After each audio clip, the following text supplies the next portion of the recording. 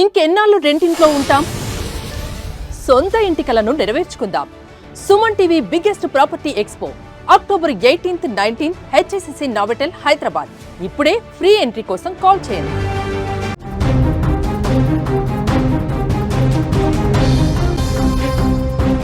ఈత సరదా రెండు ప్రాణాలను బలి తీసుకుంది. ఫోటోల పిచ్చి రెండు కుటుంబాలని విషాదంలోకి నెట్టేసింది. హైదరాబాద్ రాజేంద్ర నగర్లో విషాదం నెలకొంది. దీనికి సంబంధించిన బిగ్ బ్రేకింగ్ న్యూస్ చూసే ముందు బిగ్ అప్డేట్ ఒకసారి చూద్దాం. హైదరాబాద్ మొత్తంలో ఉన్నటువంటి బెస్ట్ ప్రాపర్టీస్ అన్నిటినీ ఒకే వేదిక పైకి తీసుకువస్తుంది సుమన్ టీవీ. అక్టోబర్ 18, 19వ తేదీన హెచ్ఐసిసి నోవోటెల్లో జరిగే సుమన్ టీవీ ప్రాపర్టీ ఎక్స్పోలో best flats, villas, open plot, Deepavali offers and డిస్కౌంట్స్తో అందుబాటులో ఉంటాయి. మీరు విజిట్ చేసి ప్రతి గంటకి ఒక గోల్డ్ కాయిన్ గెలుచుకునేటువంటి ఛాన్స్ కూడా ఉంది. ఫ్యామిలీతో రండి, మీ డ్రీమ్ ప్రాపర్టీని సొంతం చేసుకోండి. రైట్, ఇక మన బ్రేకింగ్ న్యూస్లోకి వెళ్తే ఇటీవల కాలంలో సెలవుల్లో ఈత సరదాలు చిన్నారుల, యువకుల జీవితాలలో తీరని విషాదాన్ని నింపుతున్నాయి. సెలవు దొరికితే చాలు సరదాగా గడపాలని ప్రాణాలు గాల్లో కలిపేసుకుంటున్నటువంటి ఘటనలు తరచూ చూస్తున్నాం. అభం శుభం తెలియని పిల్లల అమాయకత్వమే వారిని నీటిలో ముంచేస్తోంది. ఈత వచ్చినా రాకపోయినా సరదా కోసం కాలువలు, చెరువుల్లో దిగి చివరికి విగత జీవులవుతున్నటువంటి వైనం తల్లిదండ్రులకు కన్నీళ్లను మిగులుస్తోంది. సరిగ్గా అలాంటి విషాదకర ఘటనే హైదరాబాద్లో చోటు చేసుకుంది. ఫోటోలు దిగాలని వెళ్లిన యువకులలో ఒకరు మునిగిపోతుండగా కాపాడేందుకు ప్రయత్నించిన మరో స్నేహితుడు కూడా నీట మునిగి మృతి చెందడం అక్కడ స్థానికులను కంటతడి పెట్టించింది. రాజేంద్రనగర్ పోలీస్ స్టేషన్ పరిధిలో జరిగినటువంటి ఈ ఘటన స్థానికంగా తీవ్ర విషాదాన్ని నింపింది. రాజేంద్రనగర్లోని సులేమా నగర్, లాల్ ధాబా ప్రాంతానికి చెందిన 6 యువకులు, వీరందరూ కూడా స్నేహితులు. నిన్న సెలవు కావడంతో వారు ఆ రోజు సరదాగా గడపాలని ప్లాన్ చేసుకున్నారు. అందులో 10వ తరగతి చదువుతున్నటువంటి 16 ఏళ్ల రెహాన్, అతడి స్నేహితుడు 15 ఏళ్ల సోహెల్, వీరితో పాటు మరో 4 స్నేహితులు ఉన్నారు. వీరంతా కలిసి సెల్ఫీలు, ఫోటోలు తీసుకోవడానికి బుద్వెల్లోని మొండికత్వ వద్ద ఉన్న కాల్వ ప్రాంతానికి వెళ్లారు.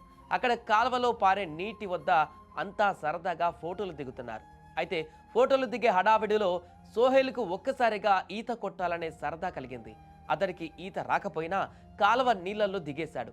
దురదృష్టవశాత్తు సోహెల్ నీటిలో కాసేపట్లోనే మునిగిపోయాడు.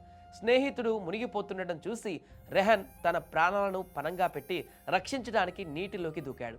అయితే సోహెల్ను కాపాడబోయిన రెహన్ కూడా నీటిలో పడిపోయాడు. దీంతో మిగతా స్నేహితులు వీరిద్దరికీ చేయి అందించేందుకు ప్రయత్నించారు. కానీ అప్పటికే నీటి ప్రవాహం ఎక్కువగా ఉండడంతో సోహెల్, రెహాన్లు క్షణాల్లోనే ఆ కాలువలో గల్లంతయ్యారు. వెంటనే పోలీసులకు సమాచారం అందించారు. రాజేంద్రనగర్ పోలీసు బృందాలు వెంటనే సంఘటనా స్థలానికి చేరుకొని ఎన్డీఆర్ఎఫ్ బృందాలను కూడా రంగంలోకి దింపాయి. సుమారు 12 గంటల పాటు గాలింపు చర్యలు చేపట్టారు. చివరికి రెహాన్, సోహెల్ల మృతదేహాలను నీటిలో నుంచి వెలికి తీశారు. ఇలా సరదాగా కాలక్షేపం చేద్దామనుకుంటున్నటువంటి వారి స్నేహితుల యొక్క జీవితంలో ఒక పెను విషాదంగా మారింది. 2 కుటుంబాలలో తీరని విషాదాన్ని నింపింది. కన్నీటి పర్యాంతమవుతున్న కుటుంబ సభ్యులు వారి మృతదేహాలను చూసి పూర్తిగా విగత జీవులుగా మారిపోయారు. ఇలాంటి పరిస్థితి మాకు వస్తుందా, ఎందుకు వచ్చింది అని కూడా తల్లిదండ్రులు తీవ్ర ఆందోళనకు గురవుతున్నారు. సరదా కాస్త ఇలాంటి పరిస్థితులు గతంలో చాలా జరిగాయి. సరదా కాస్త క్షణికావేశంలో తీసుకున్నటువంటి నిర్ణయాలు ప్రాణాలను బలి తీసుకునేటువంటి ఘటనలు అనేకం జరిగాయి. అయినా కూడా రిపీటెడ్గా జరుగుతున్నాయి. ముఖ్యంగా టీనేజ్లో ఉన్నటువంటి యువతకు ఒకటే, వారు చేసేటువంటి సరదా వారు ప్రాణాల మీదకి తీసుకువస్తుందనేటువంటి ఒక అంశాన్ని వారు దృష్టిలో పెట్టుకోకపోవడం, దానివల్ల కుటుంబాలే చిన్నాభిన్నం అవుతాయనేటువంటి విషయాన్ని సీరియస్గా తీసుకోకపోవడం, ఇలాంటి సరదాల ప్లేస్లకు వెళ్ళినప్పుడు ముందు జాగ్రత్తలు వహించకుండా అక్కడికి వెళ్తే ఏం జరుగుతుంది, దాని పరిణామాలు ఏ రకంగా ఉంటాయి అనేటువంటి ఆలోచన తత్వం వారికి ఉండకపోవడం కారణంగా ఇలాంటి ఘటనలు తరచుగా జరుగుతున్నాయి. అందుకే తల్లిదండ్రులను, కుటుంబ సభ్యులను శోకసంద్రంలోకి ముంచుతున్నారు. వారికి తీరని శోకాన్ని మిగులుస్తున్నారు.